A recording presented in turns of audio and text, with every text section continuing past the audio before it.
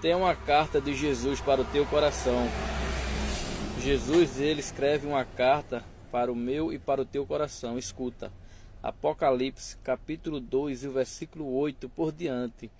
Jesus diz a João: e ao anjo da igreja que está em Esmina escreve, ou seja, aos santos, ao anjo da igreja, ou até o pastor, ou ao líder da igreja de Esmina, escreve isto, diz: o primeiro e o último, o que foi morto e reviveu. Quem é o primeiro? Jesus. Quem é o último? Jesus. E quem foi morto? Jesus. E quem ressuscitou e hoje está vivo na glória do Senhor Deus?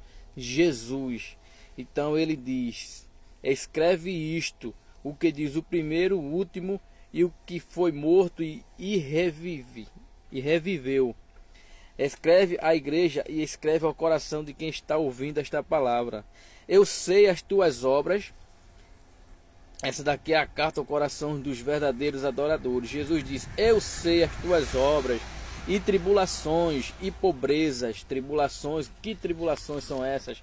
Tribulações espirituais, tribulações, lutas espirituais, na qual Jesus falou que ele veio aqui ao mundo não para lutar contra a carne nem sangue, mas ele veio ao mundo para lutar contra os espíritos, contra as potestades espirituais deste século, deste mundo, lutar contra o diabo, contra as suas astutas, para destruir a nossa alma, a nossa vida, né? A nossa intimidade que temos com Deus, para que quando vier o arrebatamento para nós, eu e você não venha a subir e a estar ao lado do Senhor Jesus Cristo.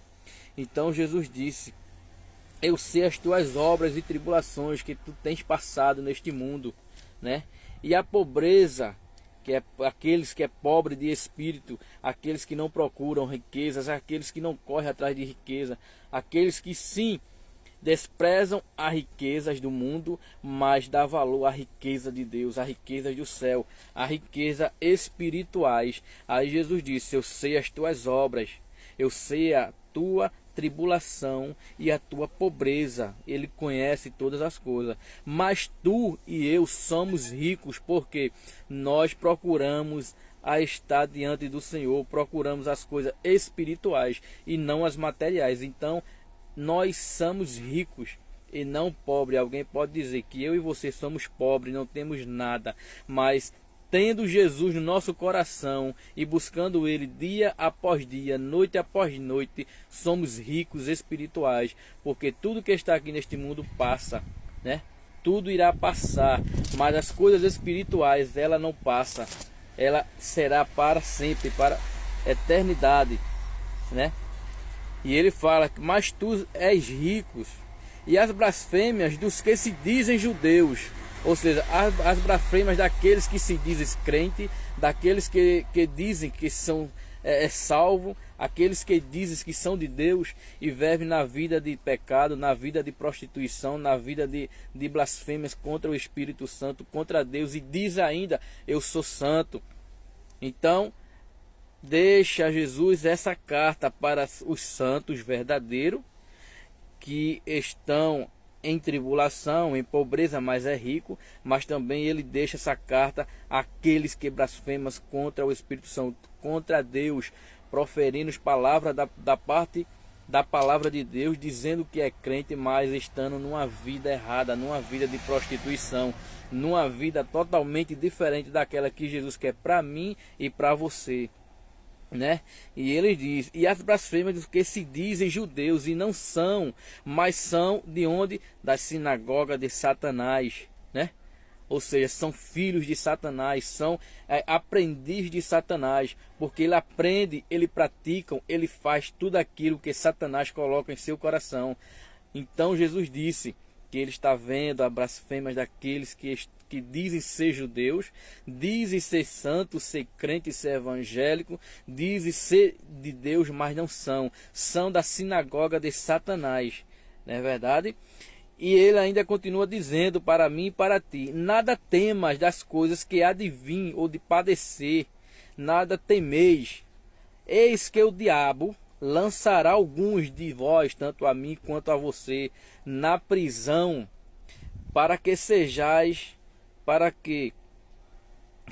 tentado, e tereis uma tribulação de 10 dias. Ou seja, Satanás ele irá usar alguém que está ao nosso redor, ao nosso derredor, e irá nos provar para que eu e você possamos deixar o caminho do Senhor, possamos abandonar os caminhos do Senhor.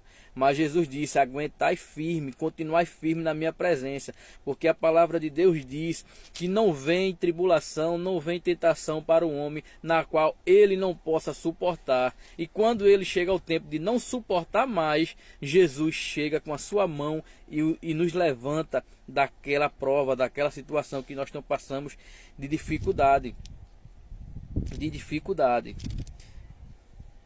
E ele continua dizendo: ser fiel até a morte, ser fiel até a morte, e dar-te-ei a coroa, e ele nos dará a coroa da vida. Quem tem ouvido, ouça o que o Espírito de Deus diz aos nossos corações.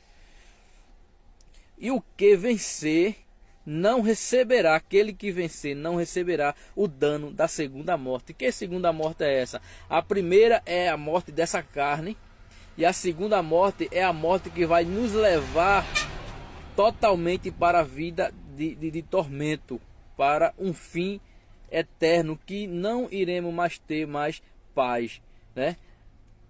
A morte para a vida e a morte para a morte, que não há mais vida. A morte para a vida é a que nós vamos viver eternamente com Jesus, e a morte para a morte é aquela que iremos ser lançado, ou seja, aqueles que não estão de conformidade com a palavra de Deus, irão ser lançados no fogo ardente, onde lá só irá ter dor, tormento, grito e tristeza.